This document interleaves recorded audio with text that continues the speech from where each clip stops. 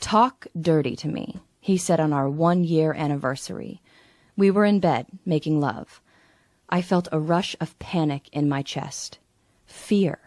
My heart racing as I panicked and my mind went totally blank. He didn't ask again.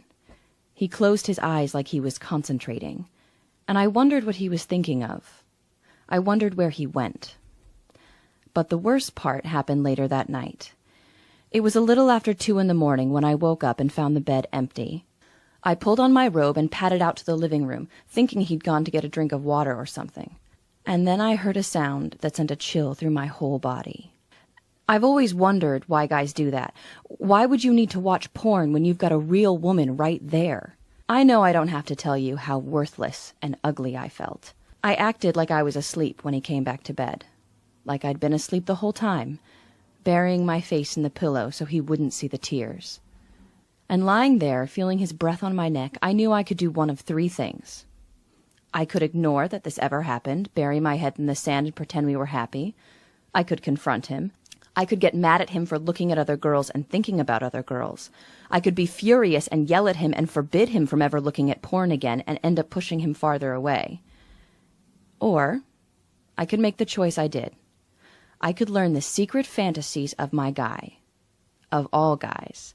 I knew that getting what I wanted didn't have to mean giving up who I was. So I went on a mission to find out the truth. The next few months were a thrill and a rush of revelations. Through a forum, I tracked down a retired phone sex expert who played fantasy girl for thousands of men. She taught me the power of the feminine voice, the exact tone that bores into a man's mind, and what men are really seeking emotionally when they think they're seeking sex. I got my best guy friends fall over drunk until they finally broke the bro code and told me what they really wanted and what they really dreamed of. I booked time with a sex therapist all by myself and scribbled furious notes as she explained why men can become erotically impotent with women they love and how to keep it from ever happening to you. And then, with all this jumbling around in my brain, I started writing. I sat down at my laptop and boiled everything I'd learned and discovered into 33 powerful tricks and techniques that would wake up the animal in my man and fix his hunger right on me where it belongs. A few weeks later, Kevin and I were rolling around again, smiling, having fun. But I said it. The lust mirror phrase I'd discovered. A little trick that forces a man out of his head and right back into the moment by reflecting his secret desires back at him. His eyes flew open like he was just seeing me for the first time. He looked deeply into my eyes, and I knew he was right there with me, seeing me, feeling me, listening to my voice. But this time he wasn't looking at porn. He was only looking at me. And then things got a little crazy. Friends, family, 22-year-old girls to 70-year-old recent divorcees, to my mom, started to use my techniques and raved about how simple and easy and magical it was to make a man a monogamy addict this simple way, to take away all his distractions like you're suddenly the only woman on the planet for him. Somewhere along the way, what I was teaching all these women got the name The Language of Desire. My name is Felicity Keith. And no, I'm not a stripper or a sexpert or a nymphomaniac or anything like that. If you saw me at the supermarket, you'd just see a regular, 40-ish, slightly overweight single mom. But that's not what my boyfriend Kevin sees at all. When he looks at me, he sees his lover he could never live without. Even though just 18 months ago, I thought we were doomed.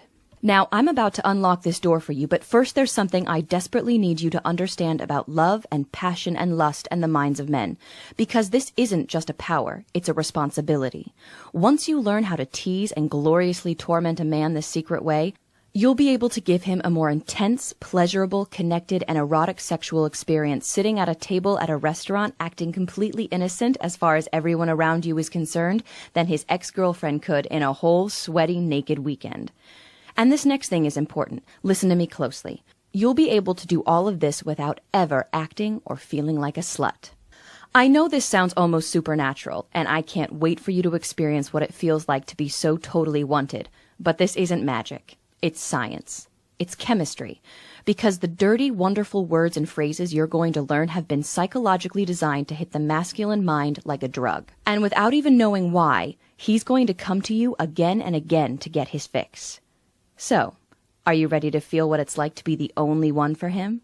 Are you ready for him to put down the cell phone, stop talking about work, and really be present with you? Are you ready to be his sexual obsession? If you're still watching this, it means the answer is yes, yes, yes. Just click the button below. I personally promise you'll be happy you did.